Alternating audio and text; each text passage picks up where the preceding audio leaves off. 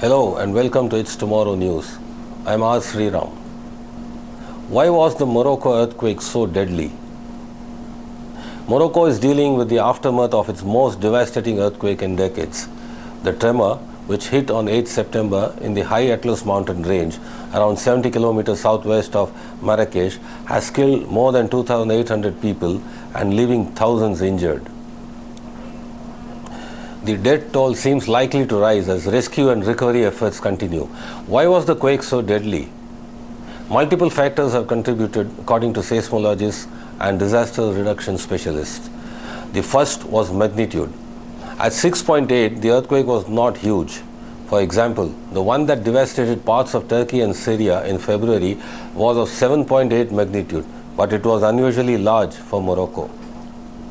It's exceptional for the region, says the Secretary General of the Euro-Mediterranean Seismological Center in Bruyères, Le Châtel, France.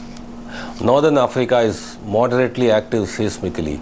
Tremors are caused by the ongoing collision of the African and Eurasian tectonic plates. The collision explains the seismicity from Turkey to Gibraltar. Both are continental plates, adds the Associate Director of Seismic Design at the engineering consultancy Arup in London. The collision has forced rock upwards, creating the Atlas Mountains in the region where Friday's quake happened. It's a rather complex old collision. Because the region is only moderately active, big earthquakes are rare, happening only once every few hundred years. Unfortunately, seismological records do not go back far enough to say how big earthquakes in this region can get. It is challenging to evaluate the maximum magnitude, especially in moderate seismicity environments, because our observations are far too short. A further complication is the nature of the plate boundary. In some regions, such as Turkey, there is a single clear boundary, but in northern Africa, there is a network of faults in a much larger area. Instead of a localized region with a high risk of tremors, a large area has a low but still significant risk. However, the biggest contributor to the disaster has been a lack of preparedness, say a disaster researcher at the University College London.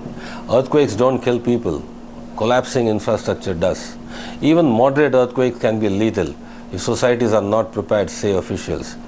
The researcher highlights the 5.9 magnitude quake that struck Agadir in Morocco on 29 February 1960. About 1/3 of the city's population was killed and another third was injured, mostly by collapsing buildings. Although this was not a huge tremor, the US Geological Survey calls it the most destructive moderate quake in the 20th century. That's all for now. For more updates, stay tuned with us on It's Tomorrow News. For more global weather updates like this, subscribe to our channel and hit the bell icon for regular updates. Thank you.